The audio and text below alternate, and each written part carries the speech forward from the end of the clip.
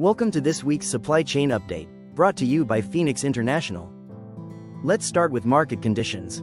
Trans-Pacific demand is expected to remain steady but soft through August, with minimal shifts in booking activity. Rates to the West Coast are showing some divergence due to a mix of general rate increases and bullet pricing, while East Coast and Gulf rates have mostly stabilized. Over on the Asia-Europe lane, volumes remain strong and continue to pressure space and pricing, although carriers appear hesitant to push additional increases for now. On the transatlantic front, exports from Northern Europe to the US are holding steady, and rates are expected to stay consistent through the end of Q3. Now, let's take a look at operational updates. Southeast Asian origin ports are still seeing delays, particularly in Malaysia and Singapore, where congestion is adding 3 to 5 days of transit time. In Asia-Europe, equipment access remains tight as carriers compress booking windows and reroute some shipments, extending lead times by several weeks.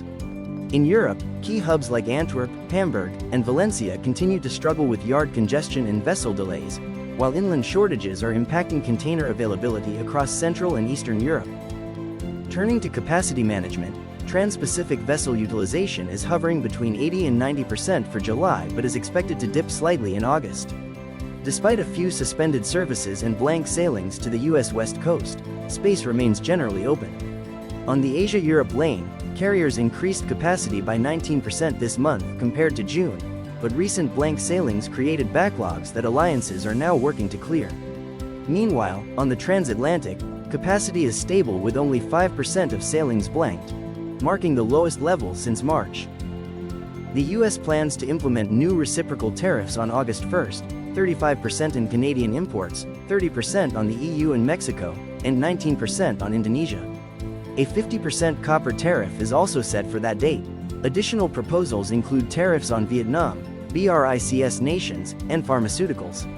Meanwhile, the EU has delayed its retaliatory response as negotiations continue. With the August 1st tariff deadline looming, carriers are pulling capacity from Trans-Pacific routes. Around 175,000 TEUs are being blanked this month, equivalent to 11% of West Coast capacity. Demand from Southeast Asia has slowed significantly, while most remaining cargo is tied to last-minute shipments out of China ahead of the new tariffs.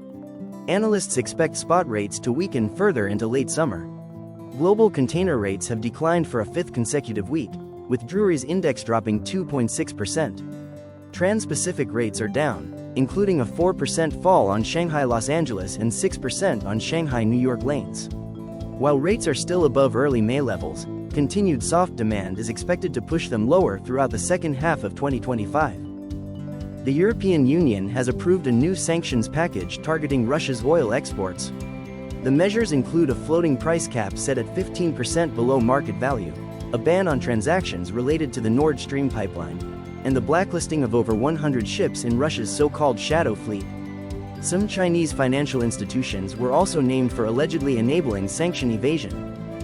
And that concludes our update on the global supply chain. Thank you for joining us. We will continue to monitor these developments and keep you informed.